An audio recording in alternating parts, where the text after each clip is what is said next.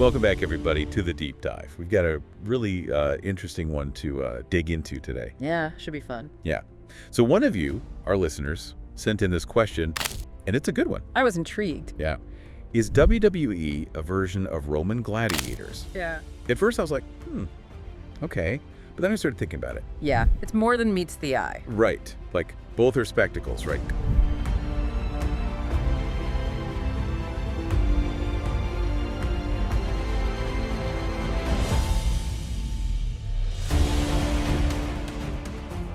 Costumes, entrances, big rivalries, the whole 9 yards. Yeah. You know, they draw you in, get the crowd excited. It's all part of the show. And that spectacle, well, you can't just dismiss it as fluff. It actually serves a purpose. Oh, yeah. What do you mean?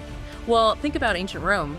The gladiatorial games, they were, I guess you could say, a way for the emperor to really, flex his power, show everyone who's boss. Right, like a show of force. Exactly. It was a way to keep the people happy, keep the gods happy, all rolled into one, not just, hey, let's watch people fight. So there's a deeper meaning there, like a social and political dimension to the whole thing. Yeah. You got it.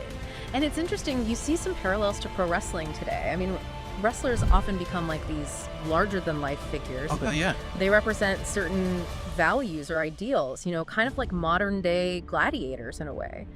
And even back in ancient Rome, certain gladiators, well, they were like celebrities. Big fan bases, the whole shebang. Like, are you serious? They were like gladiator endorsements and fan clubs back then. Oh, totally. I mean, I'm talking graffiti, praising certain gladiators, evidence of, people betting on matches. Wow, no kidding. Yeah. History really does have a way of repeating itself, doesn't it? And it brings us to another key similarity: performance and storytelling. Ah, right, because both pro wrestling and gladiatorial combat, they involve physicality, but the outcome's all predetermined. Right, the winner's already decided.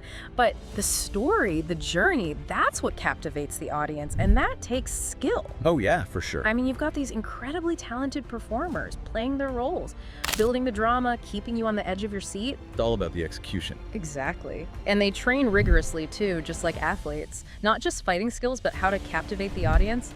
They're athletes, but they're also storytellers. It's really fascinating when you think about it. It really is. And it's funny because even knowing it's all predetermined, we still get so invested.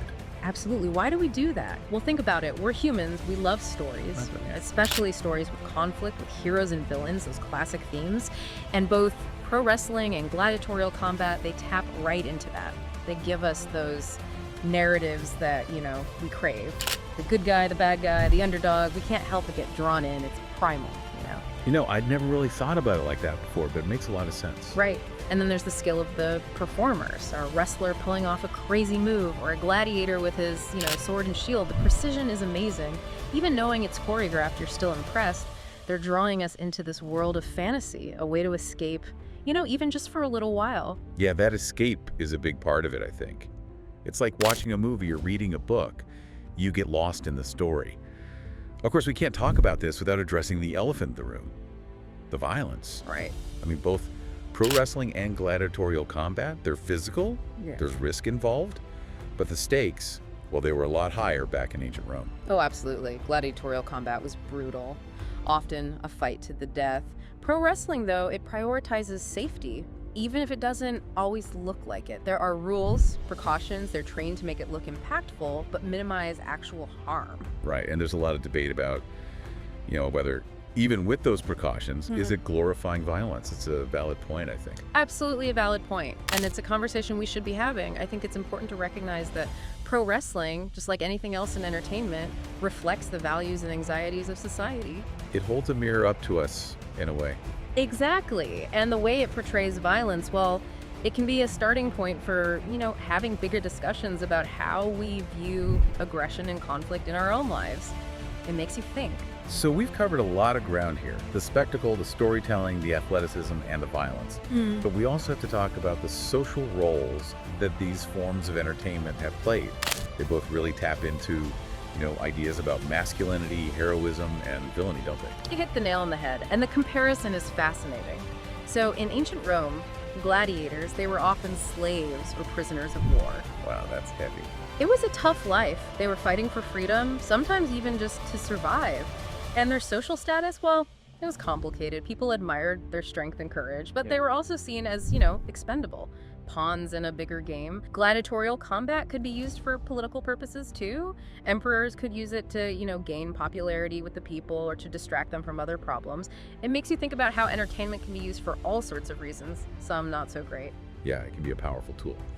So where does pro wrestling fit into all of this? What does it say about our society today? Well, modern pro wrestling often plays with those classic archetypes, the hero, the villain, the underdog. It feeds our desire to see good win, to root for the unexpected champion. And it gives us an outlet for our emotions, a safe space to kind of, process those feelings of aggression or frustration. It's cathartic in a way. It's like a release valve. Exactly. So after all this deep dive, what can we really say about this comparison between pro wrestling and gladiatorial combat? Well, I think it's safe to say that while there are some obvious differences, right? I mean, the level of violence, the context, those are big ones. But there are these striking similarities when it comes to spectacle, storytelling, athleticism. At their core, they're both about entertaining an audience, about creating a world of fantasy and drama, a place where, for a little while, anything feels possible. Yeah, exactly. And I think that's what makes it so fascinating. So if you're listening, here's a thought to chew on. Think about your favorite wrestler or a match that really stuck with you. What was it about that story, about that conflict, that triumph that grabbed you? Why was it so compelling? The answer might surprise you. Might even tell you something about yourself. And that's a wrap on this deep dive. Thanks for joining us. See you next time.